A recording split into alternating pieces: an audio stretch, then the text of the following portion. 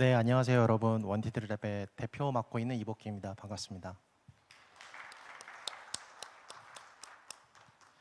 네, 오늘 준비한 내용은 그렇게 많지는 않지만 여러분들이 실제 우리의 미래에 AI가 결정하는 미래가 온다면 우리는 어떻게 될 것인가에 대해서 그냥 질문을 던지는 시간이라고 생각해 주시면 좋겠습니다. 그래서 제목을 AI가 정하고 사람이 따르는 시대라고 정해봤습니다.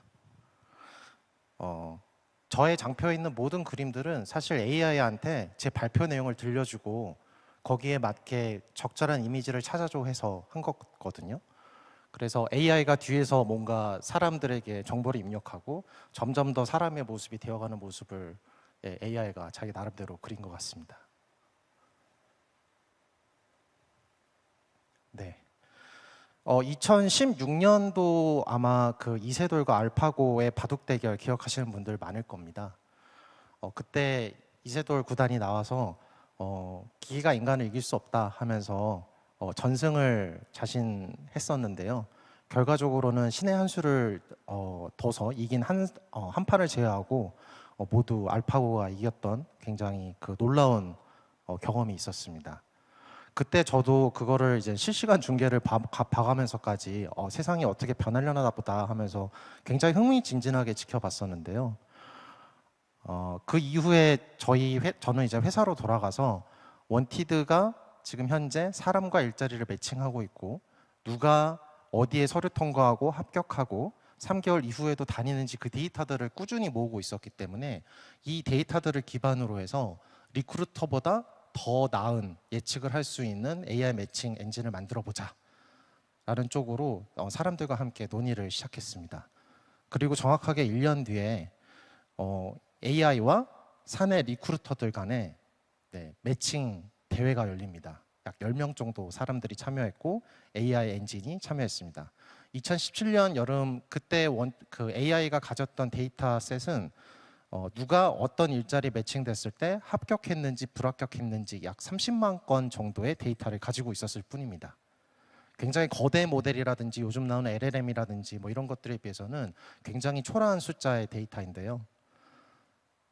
약 10명이 100개 정도의 사람과 일자리 매칭을 두고 이 매칭이 성공했을 것이다, 안 했을 것이다를 예측하는 겁니다.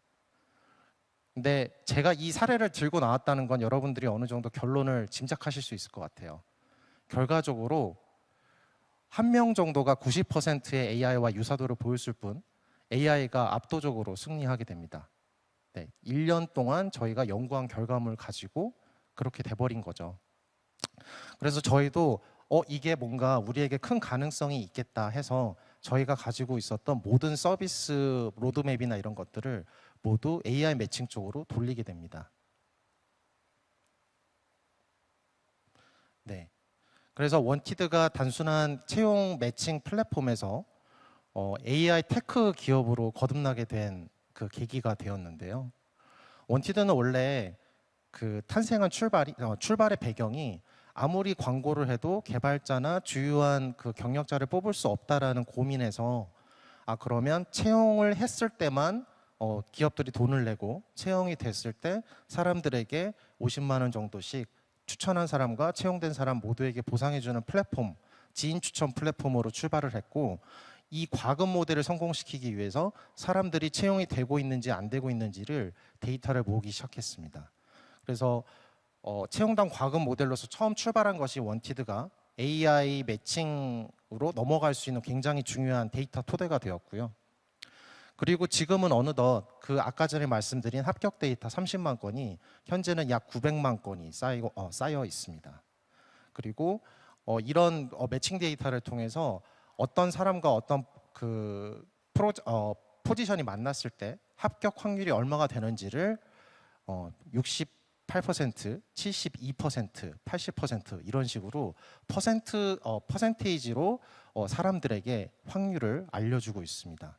그리고 그런 확률에 따라서 자신에게 더 유리한 포지션에 지원하고 시간을 아껴주는 그런 아끼려고 하는 지원자들에게 합격률은 그냥 본인이 랜덤하게 본인의 성향에 맞게 지원하는 것 대비해서 약 3배 정도, 직군에 따라서는 약 5배 정도까지 나오고 있습니다. 그래서 국가적으로 봤을 때는 사람들이 일자리를 찾고 채용하는데, 그리고 기업이 사람을 채용하는데 걸리는 시간이 이전에 약 90일 걸렸다면 AI 매칭 채용을 통해서 저희가 그 기간을 약 27일로 줄여나가고 있다는 자부심도 있습니다. 사실 저희가 이렇게 출발했을 때는 전 세계적으로 원티드와 비슷한 모델이 그렇게 많지 않았습니다. 네, 굉장히 작게 있었고 실험적이었고 테크 중심의 그런 알고리즘 기업들이 다수였는데요. 다행히 원티드가 광고로서 사람을 채용하고 광고로서 커리어를 결정한다는 것이 말이 안 된다, 이런 단순한 생각에서 출발한 것이 현재는 거의 다 매칭 시장으로 넘어왔고, 최근 그 글로벌 굉장히 큰 기업들도 원티드의 채용당 과금 모델 그리고 AI 매칭 모델을 벤치마크하면서 활발하게 교류하고 있습니다. 그럼 여러분들은 이렇게 생각하실 거예요. 아, 요즘 LLM이 나와서 이제 우리가 정말 큰일 났구나. 사람을 어디까지 대체할 수 있을까? AI가 나보다 더 뛰어난 영역이 많을 수도 있겠네. 아니야, 뭐 이거는 어느 정도 한계가 있지 않을까? 이런 고민들을 하고 계실 것 같아요. 그런데 사실 AI는 알게 모르게 이미 우리의 행동을 다 예측하고 지배하고 있습니다. 여러분들 다 핸드폰 가지고 계시죠? 거기에서 여러분들에게 페이스북이나 유튜브 그리고 여러 가지 여러분들이 쓰는 커머스나 이런 서비스들을 보면은 여러분들께 적절한 시점에 적절한 컨텐츠로 적절하게 알림을 보내고 있고, 여러분들이 보는 가장 첫 화면에 가장 사고 싶은 물건, 가장 가고 싶은 여행지를 띄워주고 있습니다. 우리는 우리가 되게 주체적으로 행동하고 사고한다고 생각하지만 우리의 행동은 이미 AI의 예측 범위 안에 있고 그들이 추천하는 것을 우리도 모르게 따라하고 있어요. 그래서 내가 보고 누르는 모든 것들이 어쩌면은 나의 행동 패턴들이 AI는 이미 다 알고 있고 우리가 하는 것은 이들이 추천해 주는 것을 굉장히 쉽게 따라하고 있는 것일지도 모른다. 우리가 이미 AI의 명령을 따르고 있는 것 아닌가라는 생각이 들었습니다. 미국 주식시장의 약 80% 정도는 사람이 아닌 알고리즘으로 매매가 이루어집니다. 이 말은 앞으로 이 알고리즘은 기존의 회귀 분석이나 이런 것들을 넘어서서, 수학적 모델을 넘어서서 이제 AI와 더 넘어서서 생성형 AI를 통해서 사람들이 굳이 매매하지 않아도 나보다 더 똘똘하고 나보다 더 논리적인 기계가 우리의 주식시장을 주도할 수 있다는 뜻이기도 합니다.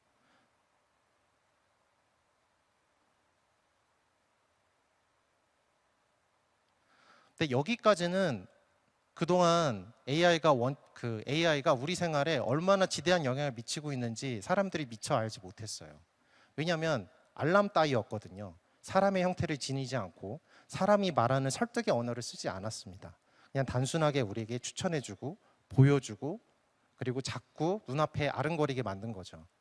근데 AI가 이제 사람의 언어를 띠기 시작했습니다. 바로 생성형 AI죠. 2022년부터 사람들 앞에 슬그머니 등장하기 시작하더니 현재는 리서치를 하고 그리고 요약을 하고 번역을 하고 나의 생각을 정리하고 뭔가 새로운 아이디어를 얻으려고 할 때 우리는 챗 GPT나 기타 굉장히 다양한 생성 AI 서비스에 가서 요청을 합니다. 마치 제가 지금 그림을 그리기 귀찮아서 생성 AI에게 제 스토리를 보여주고 그냥 이렇게 그림을 따오는 것처럼요. 그 전에 AI는 사실 설명하기 힘든 AI였습니다. 블랙박스라고 하죠. 내가 왜 이것을 선택했는지, 이게 왜 최선의 선택인지에 대해서 사람에게 설명하지 못했어요.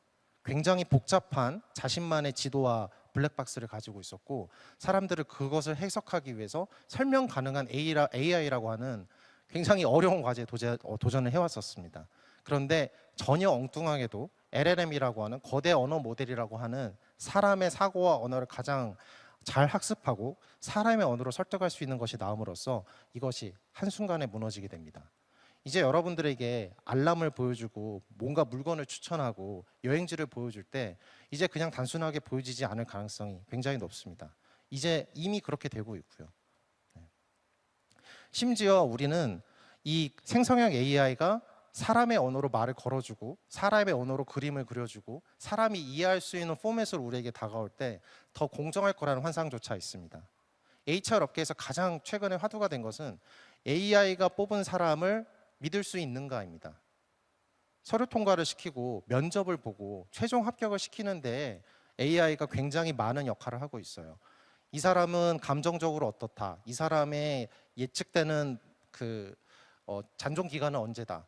이 사람은 성과가 높이 나타날 것이다. 왜냐하면 기존에 이런저런 데이터들을 참고해 보았을 때 우리 기업에게 더 잘 맞을 것이다. 아닐 것이다. 이런 얘기를 하기 시작한 거죠.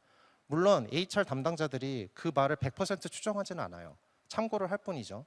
그런데 점점 더 이게 더 구체적이고 체계적이고 사람들에게 숫자와 증거들을 들이밀 때 우리는 그거를 과연 아니야 내가 다시 사고해야 돼 라고 할까요? 아니면 저처럼 이렇게 설명하는 글을 나는 이렇게 생각해라고 글을 던지고 AI가 이렇게 답변을 해주길 기다릴까요? 네.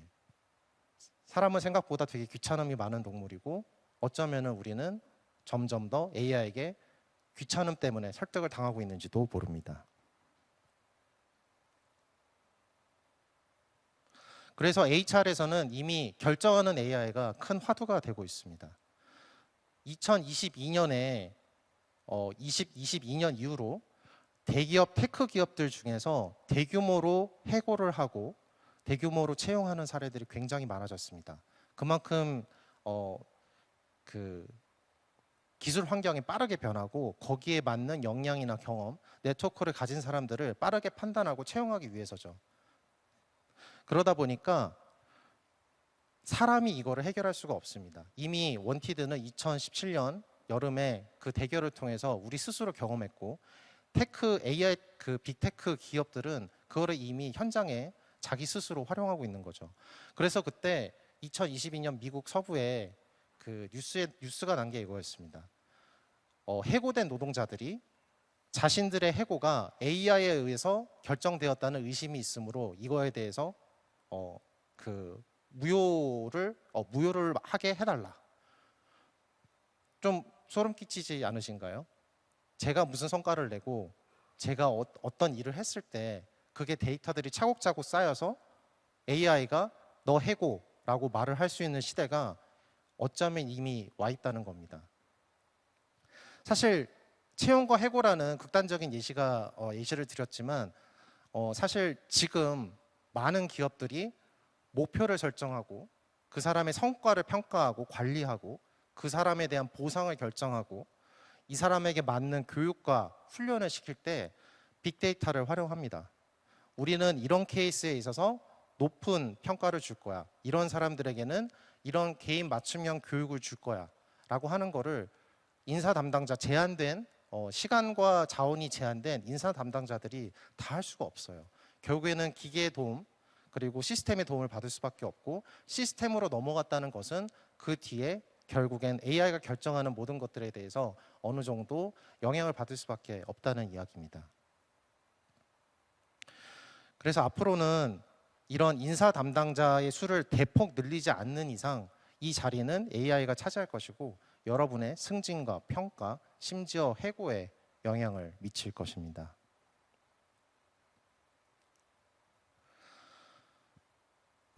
그래서 제가 여기까지 생각이 미쳐서 GPT한테 이런 질문을 드렸어요.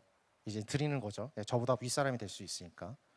10년 뒤에 나의 대표가 AI 당신이 될 확률은 몇 %입니까? 라는 질문을 드렸습니다.